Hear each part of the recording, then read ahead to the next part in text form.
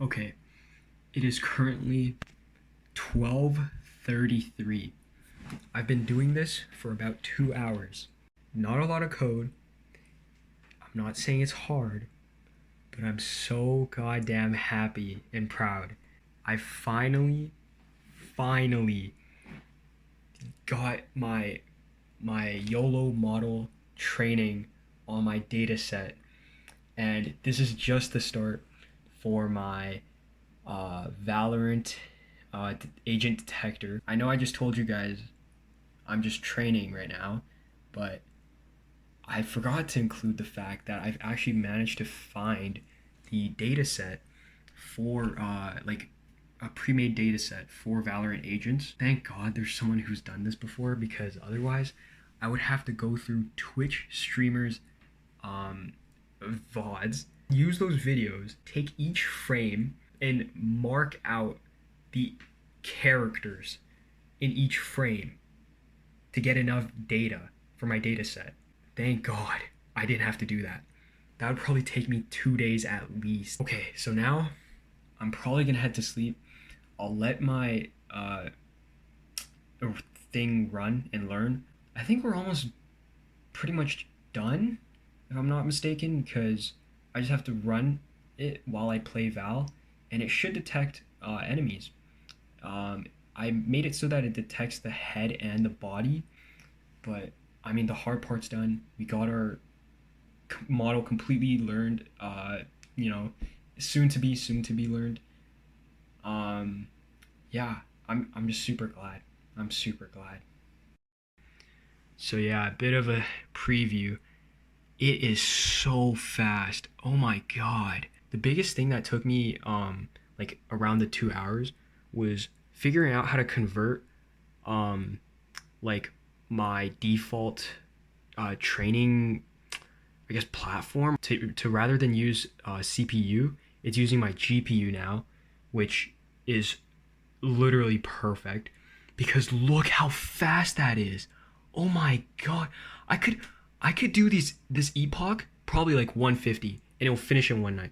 If you use CPU, it's like what, like this percent that's going up, it's like 1% every like 30 minutes. I swear to god. But look how fast that is. Look at that. It's like going up every second. I'm gonna train this model in one night. 100 epoch training with like over 10,000 images. This is so perfect. All right, guys. So a quick little update. The training from yesterday didn't fail. I think it just stopped at around epoch 78, mainly because it was like it recognized that it couldn't get any better, because I don't know, like it was stagnating at like around 96 accuracy, which is already really good, right? What I'm gonna try now is to record a video with my friend in a custom game in Valorant to see if I can detect anyone. Edwin's playing a calm game right now, so I gotta wait for him. But afterwards, we're gonna set this custom up. We're gonna test out if this video thing actually works. So stay tuned. I just started the recording, and this is gonna be Yeah. on my YouTube. So Oh, I'm a star. you are a I'm gonna star. be So famous, bro. yeah, so we're just gonna get a couple angles. Just gonna run Yo, around. get the booty Hopefully. in there. Get the booty. Get the Oh yeah, booty. get the. Yeah. All right. Let's get a close up. Okay. Yeah. Should be able to track. Actually, let me turn my enemy highlights to red, because I think it's trained on that. It's not on yellow that way. Okay, red default. Okay. Okay, this should. Okay, this should change it. It should be a lot better. Yeah, there we go. Oh yeah. Yeah, you're looking great today. Keep moving. Thank you. Thank you. Thank you. Sheesh. All right, now you move around. Okay. Okay. Hopefully this works. All right. I think that's good. Let's go to A site now. Wait, are you on A? Okay, yeah, I see you. Okay. Yeah, that's perfect. Can you go to generator? See if it spawns again. Oh yeah. Like hide behind gen, like a bit. Yeah, peek. Okay, perfect. Yeah, okay. All right, now just Odin blast me. I want to see if it detects it even when I die.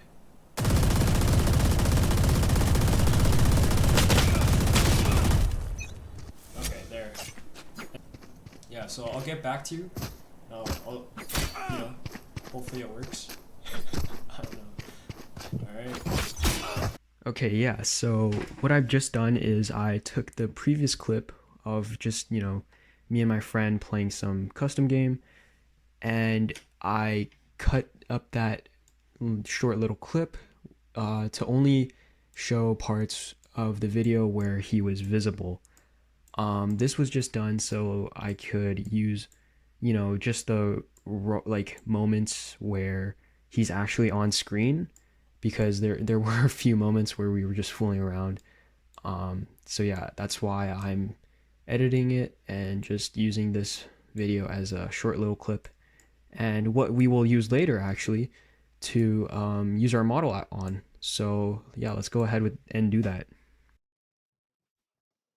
All right, welcome back. So now I'm just going to show you a example of how my Python script actually works. So I already set up the environment and I went to the correct directory. As you'll notice, my environment's actually the same as last week's package detector project that I displayed on my YouTube. Don't worry too much about that. I'm using it again just because it has the same libraries that I need for this project. Alright, anyways, now let's just run it by calling my main file.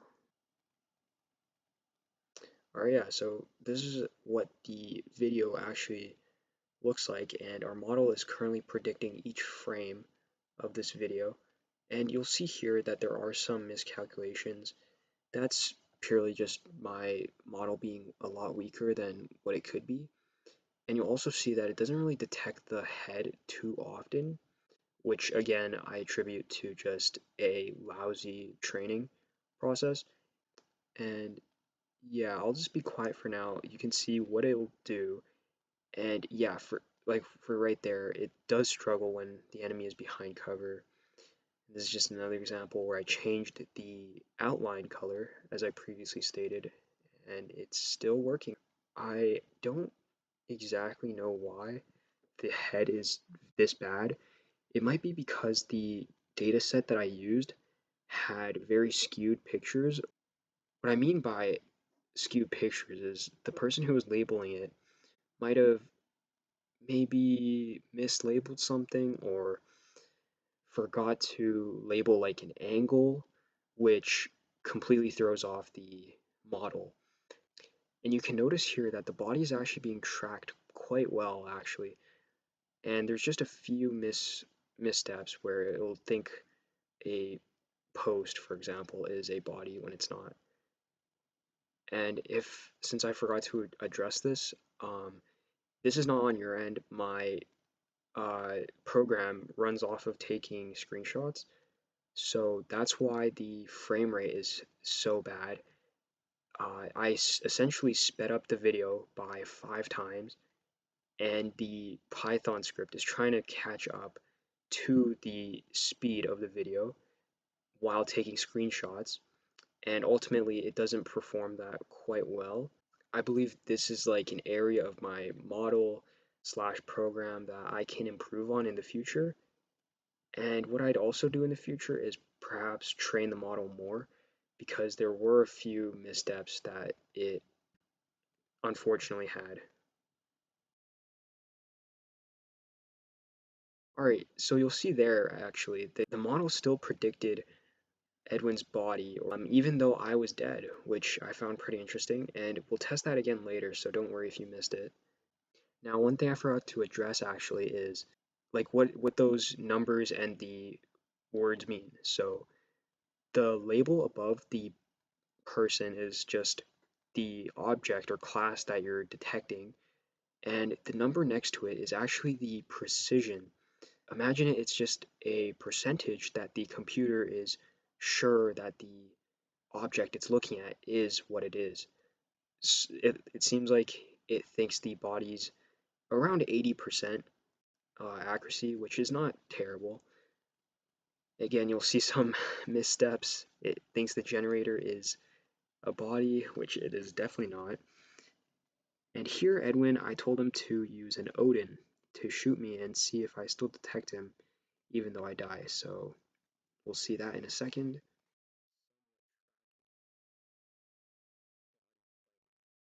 And here I should die. You see in the last few frames, I still detect him because it's in my POV. Now here is another case where I die, and also another case where my opponent is moving, and it still surprisingly tracks it well.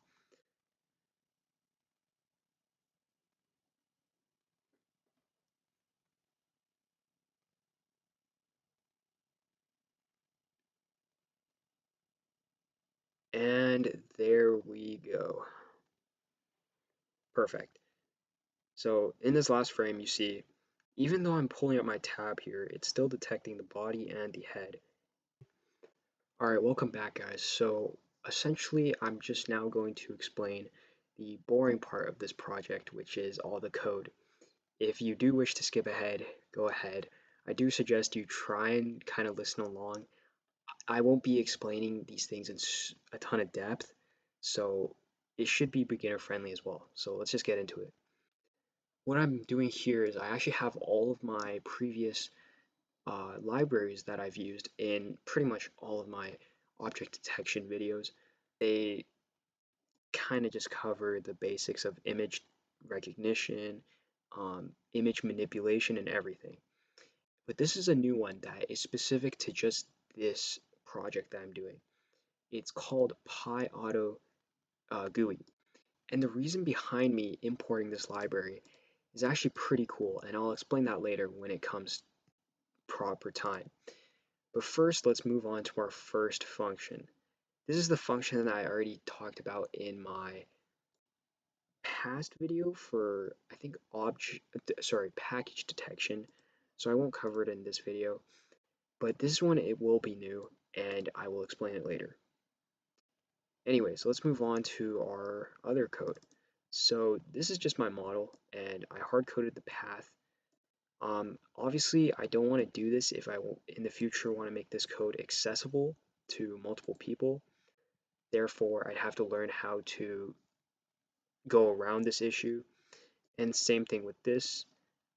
So this is obviously our model. I call it model variable, and this is our video. And this is just literally what it says. It's our video that we captured with with Edwin in the custom game. Now next, I read each frame of that video, and I get the model to predict on every single frame that it can, and save its image, save its labels, save its confidence within the label, and also I set the max amount of detections to 5 because I thought I was being clever, and in Valorant the the max amount of enemies you can have is 5. So that's why I put 5. And then finally, this confidence threshold essentially just tells the model, hey, if your precision or accuracy is not above 55%, we don't want it. It has to be at least 55, which avoids most of the missteps that I labeled in the video. If I raise it any higher, it tends to never display the head, which again, I'm sorry, it's kind of the model's fault and the dataset. I can train it again and maybe I'll make an update video. Anyways, moving on. This predict image path is exactly as it says. It's taking the predicted image, which save equals true, thankfully gives us, and we'll use it later in the rest of our code. All right, now moving on, we see that we actually use that image path that we just stored in our next line, which is called image equal to image.open. And essentially, it reads like English. We're just opening the image from that path and we're setting it equal to image. Now, when you do this, it's not setting it as a NumPy array, which is very important for OpenCV. It only takes one form of data and it doesn't take another form. That's why we have to convert it into a NumPy array. And simply this asArray function or method does that for us, thankfully. And that's imported from our NumPy library. Now, as you can see, it is good that we set it to a NumPy array. That's all fine and dandy, but we also have to convert it to our RGB color value. And this is important because OpenCV, for whatever reason, likes to set its images as BGR rather than RGB. So essentially, you can see where the issues might come up. If we set blue in OpenCV terms, right, as 255, meaning it's fully blue, and let's set all the other values to 0. Then, if we try and display it using a different displayer, then it actually messes it up and turns red to 255 and green as 0 and blue as 0. So that's where it can flip the values and actually you'll get a completely different color. Anyways, after we change the color, we set it as a NumPy array, we can finally use it as our final image, and we use that final image to show to the user. Now, what's this chunk of just commented out code? It's actually where my first few attempts at making aimbot started. So originally this project was just to track the characters, but I saw a few videos on YouTube where people made aimbot this way. So maybe in the future I'll do an update video when I'm comfortable and I have more time. But that's pretty interesting, right? You can make your own aimbot. So here, as the comment says, I'm attempting to move the mouse to the center of the body class that it's detecting, and maybe in the future, when my model's a lot stronger, I could make it go to the center of the head class as it detects it more. Anyways, what I'm doing here is I'm setting the image height, image width to the actual image's dimensions, and the reason why is because when we get our results, our labels actually, when we get our labels, it comes in a form of a really random float, which for non-programmers, a float is essentially just a bunch of decimals, and it can go on for like, I think it's the 8th decimal place. I might be wrong, but something like that. And that's actually just a ratio of our actual image. So if we multiply that ratio with our actual image and we combine that, right? If we multiply, then we get the actual pixel's location on the image. And you can see how that's helpful. Then we can tell our mouse, which by the way is what this does, to move to that X and Y coordinate or pixel on your screen. And therefore it'll just instantly shoot up to the head, and you could program it to click, shoot, whatever. You get the point. Now, I did really just rush through that. Sorry. Let's explain what X and Y box does. So when we call that, we pass in the label path, and we expect to get two returns, X center and Y center. All right. Okay. Let's see. So it takes in the label path. What does it do? It reads the text file in that label path, and then what we do is we readline it to get an array of all the lines. And here, what we do is we loop through those lines to find the classes. And what we do next is we find the chords. Now, what the lines would look like is there's going to be a class, so a number. So let's say like 0, and then there'd be like a 0.7 or 0.78, blah, blah, blah, blah, blah, 0.9, blah, blah, blah, oh, sorry, 0.9, blah, blah, blah, blah, blah. And there will be like another number, dot, dot, dot. Well, it'll look the same, dot, dot, dot. And then finally the confidence value, which would be like 0.76, let's say. And then there would also be I think, actually, no, that's it. Yeah, that's all the values. And that's what you would see in the array that we just read from, right? So we're looking at that. What we're doing is we're essentially splitting it. So imagine what I just wrote, right? Let's get all that back. What it's doing right now is it's currently in a array like that. And what dot split does is it splits each of these little values into strings. So Oh my god, this is gonna be kind of tedious, but it's alright. Yeah, I mean, you guys get it. It's just playing into an array. I mean, strings. Yeah, so it'll look like that. And then what we do is we unpack it using these two variables and indexing the specific things that we want. So see how now that they're split up into indexes? So it's 0, 1, 2, 3, 4, 5. We want these two because these two values tell us the x coordinate and the y coordinate of where our model predicted the object to be. So if we do that, we do floats chord 1, float chord 2 because that's their respective index. And from that, we can find and return the x center and the y center.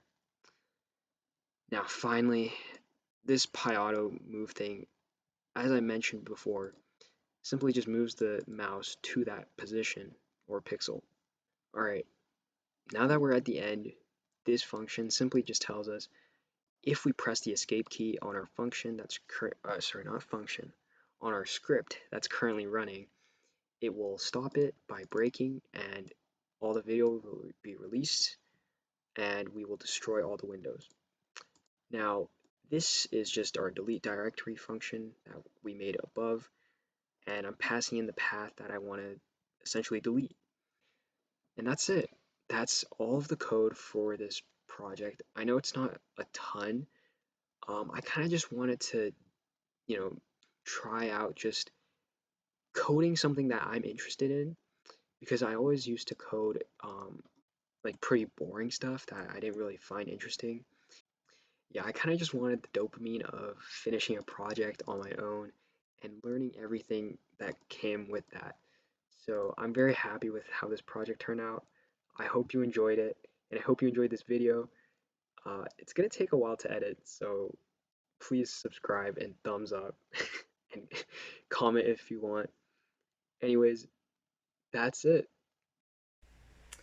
Alright, so I thought I'd just record my iconic outro.